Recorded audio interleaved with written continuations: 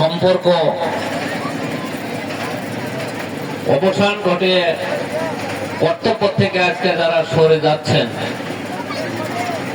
আমি আল্লাহর কাছে আল্লাহর দরবারে শুকরিয়া আদায় করছি যে তারা সুস্থ শরীরে তাদের কর্তব্য পালন করে এই প্রতিষ্ঠান থেকে চলে যেতে পারছেন। এজন্য আমি আল্লাহর দরবারে শুকরিয়া আদায় করছি এবং যতদিন বেঁচে থাকেন ততদিন যেন তারা সুস্থভাবে জীবনযাপন করতে পারেন, আল্লাহর দরবারে আমি এই কামনাও করছি। আসলে আজকের এই অনুষ্ঠান আমি একটু হতাশ যে আজকের এই এলাকার অভিভাবকের উপস্থিতি এতটাই কম। এই যে অভিভাবকের শূন্যতা, অভিভাবকের আজকের এইরকম অনুষ্ঠানে আমার তো মনে হয় যে 200-500 অভিভাবক থাকার কথা ছিল, কিন্তু আমাদের এই যে একটা মানসিকতা, আমাদের যে একটা মানসিক অবক্ষয়, আসলে আমরা কি আশা করতে পারি?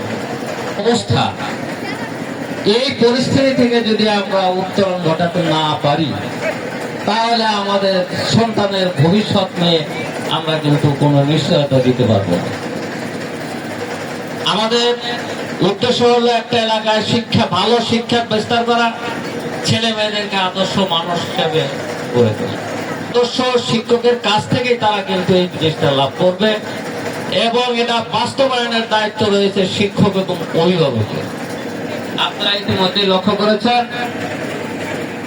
বাংলাদেশ জাতীয়তাবাদী দল ক্ষমতায় আসার পর এইবার কিন্তু শিক্ষামন্ত্রী একটু কঠোর অবস্থানে পরীক্ষা ব্যবস্থা কিন্তু চালু করেছে, নকল মুক্ত পরিবেশে পরীক্ষা।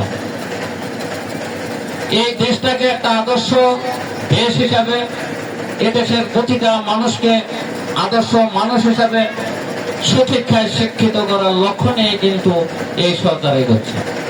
ছেলে মেয়েদের বুঝতে হবে, তাদের ভবিষ্যৎ নিয়ে চিন্তা করতে হবে এবং আমাদের লেখাপড়ার মনোযোগী হতে হবে। আমার জানা মতে আমি দেখেছি 9 সাবজেক্টে ফেল করেছে, সেও কিন্তু পাস করেছে। লক্ষ্য রাখতে হবে, আপনারা ছেলে মেয়েদেরকে পড়ার টেবিলে বসো, এলাকা থেকে মাদক দূর করেন। আমি ইতিমধ্যে একটা মিটিং করেছি, মাদক নির্মূলের জন্য একটা মিটিং করেছি এবং 2 দিন আগে একজন মাদক কারবারি কিন্তু ধরে উঠেছে, সে এখন হাজতে আছে।